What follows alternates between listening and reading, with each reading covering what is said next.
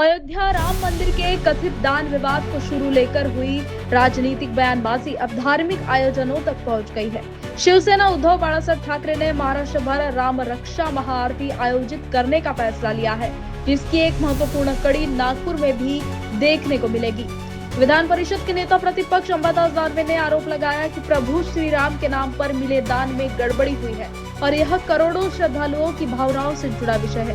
उन्होंने कहा कि श्री राम केवल एक राजनीतिक प्रतीक नहीं बल्कि देशवासियों की आस्था का केंद्र है और इसी आस्था के सम्मान के लिए राम रक्षा महाआरती का आयोजन किया जा रहा है।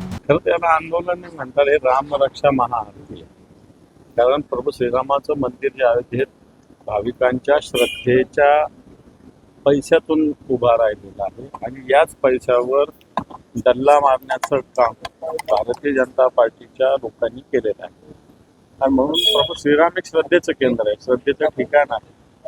त्यामुळे या श्रद्धेचा अवमान कुठं होऊ नये हे पकडले गेले म्हणून एक रामरक्षा महाआरती सगळ्या महाराष्ट्रात आम्ही करतो, ती नागपुरात सुद्धा होणार आणि मला वाटतं कारण प्रभू श्रीरामाच्या श्रद्धेचा अवमान अशा पद्धतीनं देशात होत असेल तर मला शिवसेनेनं सातत्यानं श्रीरामाच्या मंदिराच्या आंदोलनाला पाठिंबा दिलाय, नवा सहभाग घेतलेला आहे म्हणून मला वाटतं शिवसेने स्थानिक पदाधिकाऱ्यांनी या रामरक्षानंतर एक उद्धवजींची छोटी सभा व्हावी यासाठी स्थानिक पोलीस स्टेशनला पत्रही दिलंय। कशा स्वरूपात ही सभा होणार आहे?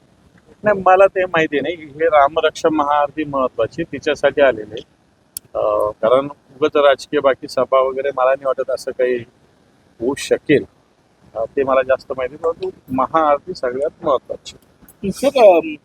जिल्हा बँकेत संभाजीनगर जिल्हा बँकेमध्ये भाजप आणि शिवसेना दोघांनाही समसमान हे आहे 9-9। आता निर्णायक वोट जे आहे ते तुमच्याकडे असला तर काय नेमकं आपलं नाही, माझी भूमिका अशी आहे की तिथं कोणताही पक्ष आणू नये, शेतकऱ्यांसाठी बँक या भूमिकेतूनच आम्ही इलेक्शन लढलेलो आहे आणि मला वाटत नाही काही भांडण कोणाची होतील, सगळे मिळून एकत्रित बसून त्याच्यात निर्णय होत असं मला तरी वाटतं। पण निर्णायक चेंडू तुमच्या कोर्टात आलेला आहे,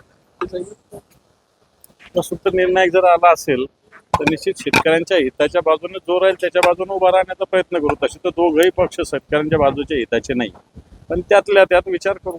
पण त्यातलं त्यात कोण सरस वाटतं आपल्याला? नाही, अजून उमेदवार काही नाही ना, उमेदवार कोण समोर येतो त्याच्यावर अवलंबून आहे। जयंत पाटील आणि मुख्यमंत्र्यांची कालची भेट, एकूणच राष्ट्रवादी पवार गट एनडीए सोबत येण्याच्या चर्चा कसं बघता तुम्ही? असं मला असं वाटत नाही काही कामानिमित्त जयंत पाटील साहेब मुख्यमंत्र्यांना भेटलेले आहेत। काल दुपारी जयंत पाटील साहेबांची माझी 4 वाजता भेट झाली होती मंत्रालयामध्ये एका कामाच्या निमित्तानं।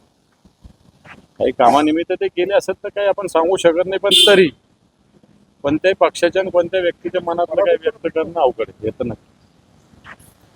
शक्यता तुम्हाला असं वाटते का तुमचं हे जे वाक्य आहे इन्व्हर्टेड कामामध्ये ते तुम्हाला काही शक्यता वाटते का? कारण यापूर्वी काही खासदार गेले आहेत तुमच्या मित्र आमच्या पक्षाचे गेले, त्यांना वैधानिक पद्धतीनं संसदीय पद्धतीनं निश्चित कायदेशीर पद्धतीनं आम्ही त्यांचा बंदोबस्त करूच, परंतु बाकी कोणता पक्ष कुठं काही करत आलं तर त्याचा मला असं वाटत नाही। आमची भूमिका प्रामाणिकपणे उठवतो विरोधी पक्ष भारतीय जनता पार्टीबद्दल। मला वाटतं की आपल्याला सगळ्यांनाच निभावली पाहिजे, नाही तर वेगवेगळ्या तळ्यात मळ्यात भूमिका वेगवेगळ्या वेगवेगळ्या राहिल्या तर मला असं वाटतं जनतेचा विश्वास सुद्धा कमी होईल ना, ये महत्वाचा है।